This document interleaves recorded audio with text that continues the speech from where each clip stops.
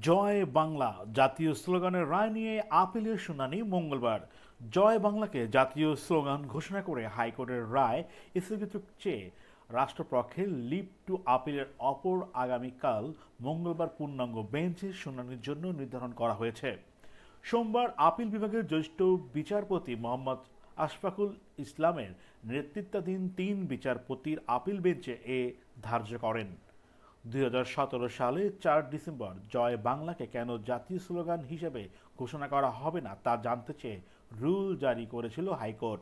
এই ৩ বছর পর ২০২০ সালের ১০ মার্চ জয় বাংলাকে জাতীয় স্লোগান ঘোষণা করে রায় দেয় হাইকোর্ট। এই বিষয়ে জারি করা রুলে নিষ্পত্তি করে বিচারপতি FRM নাজমুন আহসান এবং বিচারপতি AKM কামরুল কাদেরের হাইকোর্ট বেঞ্চে ওই রায় দেন।